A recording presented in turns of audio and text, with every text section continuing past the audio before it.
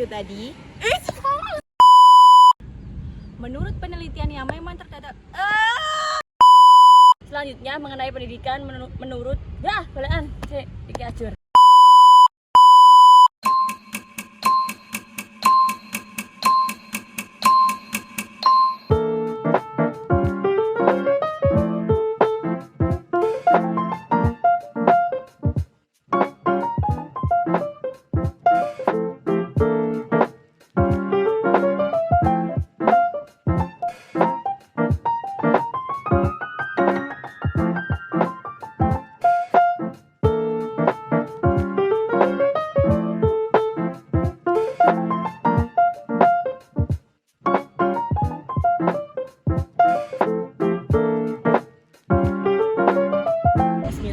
Assalamualaikum warahmatullahi wabarakatuh. Alhamdulillah wa syukurillah, la haula wa la quwata illa billah. Puji syukur kehadirat Allah Subhanahu wa taala yang telah memberikan kita nikmat sehingga kita dapat bersua kembali. Selawat serta salam mudah-mudahan tetap tercurahkan kepada junjungan kita Nabiullah Muhammad Rasulullah sallallahu alaihi wasallam yang telah menunjukkan kita dari gelapnya zaman jahiliyah menuju terangnya zaman Islamiyah. Di sini kami dari kelompok 5 akan mempresentasikan kala kami yang berjudul stratifikasi sosial. Pendidikan merupakan peranan yang amat menentukan bagi perkembangan dan perwujudan diri individu. Tingkat pendidikan seseorang mempunyai korelasi yang tinggi dengan kedudukan sosialnya. Sebagaimana pernyataan Nasution dalam bukunya Sosiologi Pendidikan menyatakan bahwa dalam berbagai studi, tingkat pendidikan tertinggi yang diperoleh seseorang digunakan sebagai indeks kedudukan sosialnya. Menurut penelitian, memang terdapat korelasi yang tinggi antara kedudukan sosial seseorang dengan tingkat pendidikan yang telah ditempuhnya. Selengkapnya, mari kita simak dalam cuplikan video berikut ini. SMP Negeri 7 Alasa di Kabupaten Nias Utara hanya memiliki 2 ruang kelas dan 1 ruang guru. Siswa duduk di atas susunan papan dengan meja berupa selembar papan yang dipadati 5 siswa. Siswa juga tidak memperoleh buku bacaan dan alat peraga penunjang pendidikan. Kami juga ingin menggunakan buku-buku cerita dan buku-buku pelajaran yang dimiliki teman-teman kami, anak-anak di Sekolah SMP Negeri 7 Alasa, dan kami juga ingin kelas kami lebih baik lagi. Yang kami rasakan untuk menulis, dan kami pun juga tidak patah semangat karena untuk masa depan kami. Pada pembahasan yang pertama, kita akan membahas mengenai penggolongan sosial.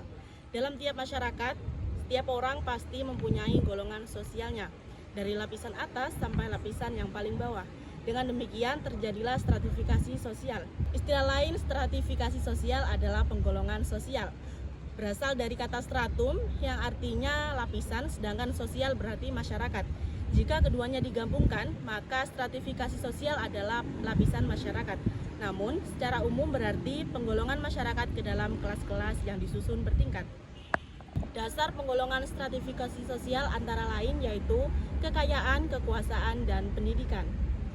Selanjutnya yakni jenis stratifikasi sosial. Yang pertama adalah stratifikasi sosial tertutup, yang berarti lapisan sosial tersebut akan membatasi seseorang untuk berpindah dari satu lapisan ke lapisan lain. Yang kedua, stratifikasi sosial terbuka. Pada sistem ini, setiap orang akan memiliki kesempatan naik ke lapisan sosial yang lebih tinggi berkat kemampuan mereka.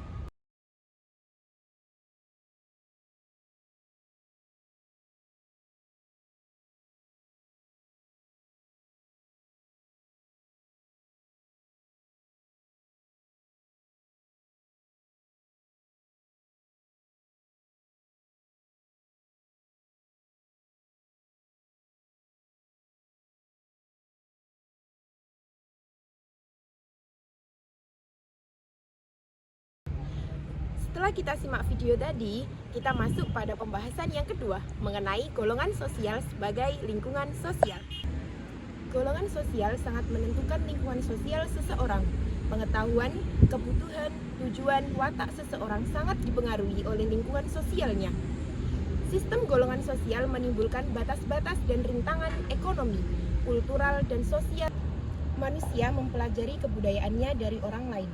Contohnya, dalam suatu golongan yang telah memiliki kebudayaan, maka orang dalam golongan sosial tertentu akan menjadi orang yang sesuai dengan kebudayaan dalam golongan tersebut, dan dengan sendiri mengalami kesulitan untuk memasuki lingkungan sosial lain.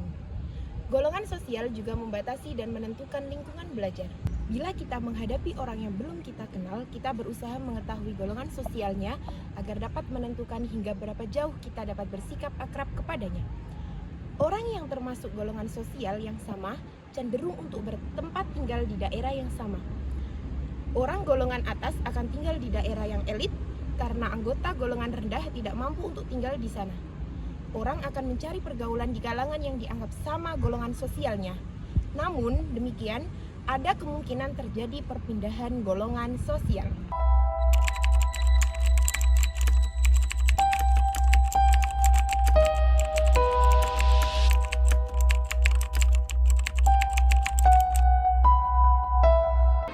Hal yang menjadi pertanyaan adalah, sudahkah upaya penyediaan permukiman mencerminkan keadilan sosial dan pemerataan kesejahteraan rakyat Indonesia? Sudahkah masyarakat berpenghasilan rendah mendapat akses rumah layak melalui program penyediaan perumahan dan kawasan permukiman? Permukiman adalah bagian dari lingkungan hunian yang terdiri lebih dari satu perumahan yang mempunyai sarana, prasarana, dan utilitas umum, serta mempunyai penunjang kegiatan fungsi lain di kawasan perkotaan atau pedesaan. Undang-Undang tentang Perumahan dan Kawasan Permukiman merupakan satu bentuk fasilitas dari negara untuk menghuni rumah yang layak, aman, dan sejahtera. Sedangkan yang terjadi pada saat ini, banyak bermunculan permukiman kumuh yang tersebar di seluruh wilayah bangsa Indonesia. Pemukiman kumuh ialah suatu permukiman yang tidak layak huni karena tidak tertatanya bangunan, tingkat kepadatan masyarakat yang meninggali wilayah tersebut tinggi, serta kualitas dari sarana dan prasarana yang ada di sana jauh dari kata layak. Permukiman kumuh adalah salah satu masalah yang sedang dihadapi oleh kota besar maupun kota berkembang. Secara umum, dapat dilihat dari kondisi fisik berupa bangunan, fasilitas umum yang tidak memadai, dan pengelolaan sampah yang kurang teratur. Dilihat dari kondisi sosial ekonomi, di mana tingkat kemiskinan dan angka pengangguran yang semakin tinggi, maka akan memberikan dampak yang nantinya akan sangat berpengaruh dari segi tingkat kriminalitas atau perilaku menyimpang, dan juga dari segi kesehatan masyarakat yang akan terganggu akibat dari adanya permukiman kumuh karena kebersihan yang tidak diterapkan dengan benar dan teratur. Dalam pelaksanaannya, permukiman kumuh ini masih menjadi alternatif atau solusi tempat tinggal bagi penduduk yang tidak memiliki akses ke permukiman yang lebih layak atau memadai. Kawasan permukiman kumuh yang ada kebanyakan sangat padat penduduk juga tidak heran jika mereka bisa tinggal di pinggiran sungai. Hal ini justru nantinya akan menambah masalah karena tidak disertai dengan penataan ruang serta fasilitas umum yang memadai dan terstruktur dengan baik, sehingga nantinya akan berdampak juga pada lingkungan sekitar yang akan terganggu. Permukiman kumuh menjadi masalah umum yang ditemukan pada kota-kota yang sedang berkembang dengan karakter tidak layak untuk dihuni. Masalah yang dapat dilihat saat ini adalah dalam sektor ekonomi, serta harga beli atau sewa lahan yang semakin lama semakin mahal, sehingga penduduk dengan tingkat pendapatan ekonomi yang rendah lebih memilih untuk tinggal di daerah permukiman kumuh dibandingkan mencari atau menyewa tempat tinggal yang lebih layak.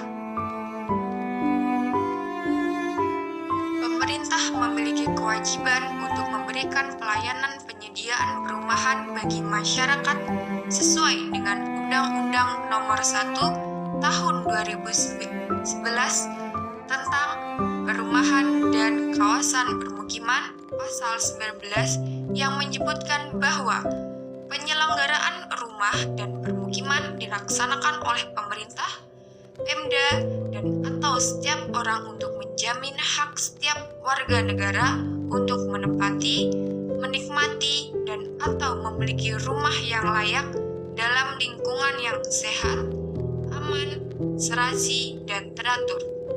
Setiap orang berhak untuk bertempat tinggal serta berkehidupan yang layak. Memaknai Pancasila merupakan suatu hal yang penting bagi warga negara Indonesia. Setiap sila yang ada dalam Pancasila merupakan pedoman warga negara Indonesia dalam hidup bernegara dan harus dipenuhi setiap hak dan kewajibannya agar tercapai cita-cita bersama. Pemerataan pembangunan menjadi salah satu upaya dalam mewujudkan keadilan sosial bagi warga negara Indonesia. Dalam pembangunan permukiman yang berkeadilan sosial, perlu adanya kerjasama dan komitmen yang baik antara berbagai belah pihak, mulai dari masyarakat hingga pemerintah.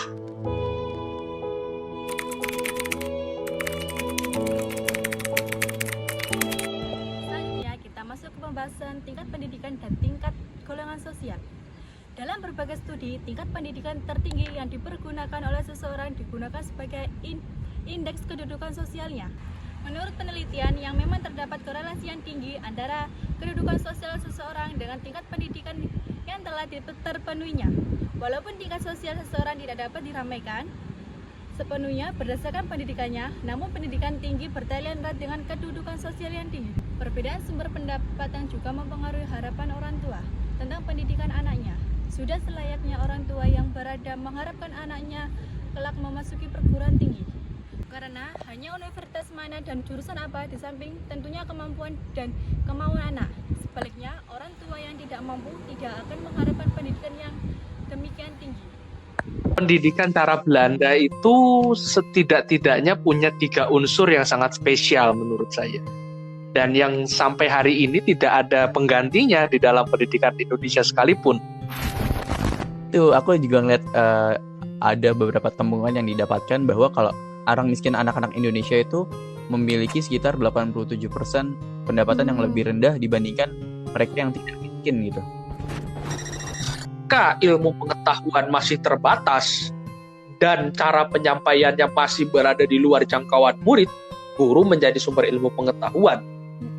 Tetapi di masa sekarang ketika sumber ilmu pengetahuan bisa diakses setiap hari 24 jam sehari 7 kali seminggu, ya guru sudah tidak berperan sebagai sumber lagi.